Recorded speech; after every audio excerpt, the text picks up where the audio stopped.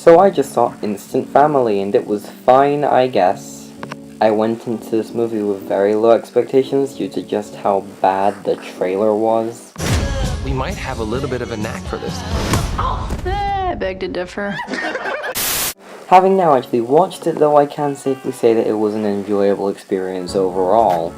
It's nothing special, but it's passable enough for me to say that you could go out and enjoy this and not feel like you wasted 2 hours.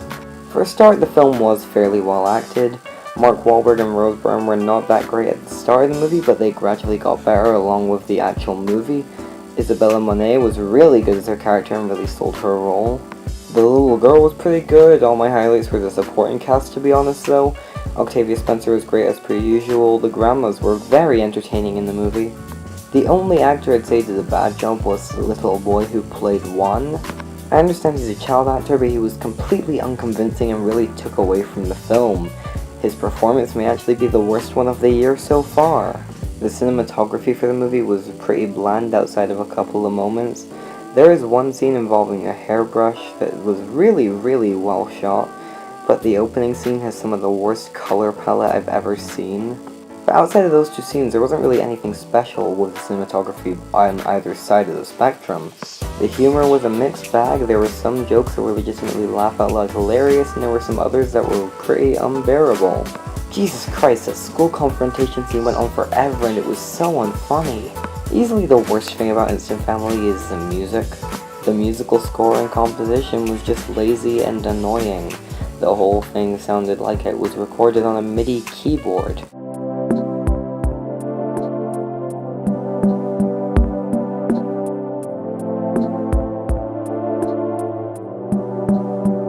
And then some songs are just messes.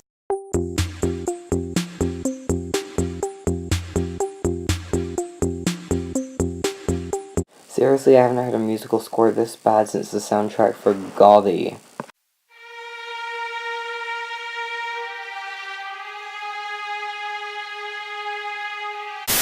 At least with Gaudi I could make the excuse if it was composed by Pitbull.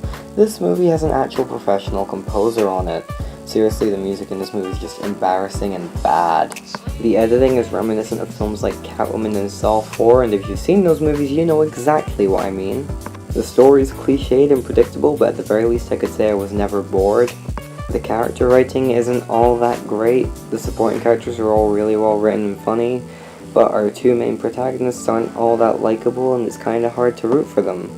On top of the little boy's performance being absolutely horrendous, his character is also very one-note. The entire point is that he's very fragile and he gets hurt a lot, and that's his whole character.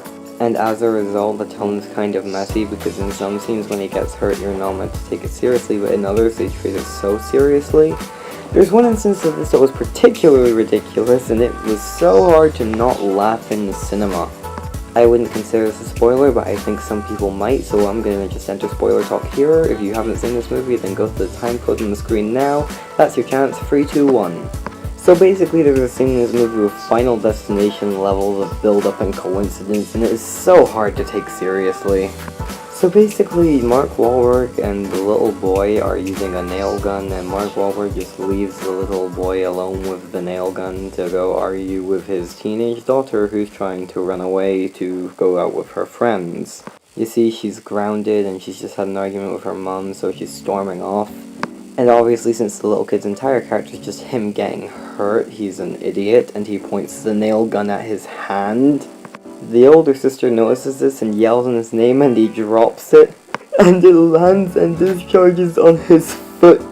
With this type of film, you'd expect this kind of thing to be played for laughs, but they play it completely seriously. You're meant to be concerned for the kid's safety, but it was just so poorly delivered and funny. Speaking of poorly delivered, going back to the school confrontation scene, the only reason it actually happens is because they think the kid is sending nudes to Lizzie. But the kid they accuse is ginger and probably has ginger pubic hair, and the kid who's actually doing it does not. That was stupid. Also, why did you both even need to get out of the car and leave your other children behind? This is just bad parenting. There's a scene near the end where the teenage girl finds out that her real mother can't actually take her back, and she just runs away from Mark Wahlberg and Rose Byrne. And yes, she's on the football team, but we've seen that these two both also do sports, and we know they're construction workers. How is this 15-year-old outrunning Mark Wahlberg? There's literally a scene where a kid drops a nail gun in his foot, and this is the most unrealistic thing in the movie. There is no universe where she would outrun this man. There's a scene where the terrible little boy child actor steps on a piece of broken glass. Then Rose Byrne just says, "That's a shame. Why did you make her so hard to like? You're an asshole." Anyways, overall, Instant Family is fine. It is a passable use of 2 hours that I guess I would recommend overall. I've definitely seen worse movies this year. It is pretty obnoxious and hard to sit through at times, but overall I would say it is a worthwhile experience. I'm giving Instant Family a 6 out of 10. That's the end of this video. Like, share, subscribe, and I'll see you in whatever I do next.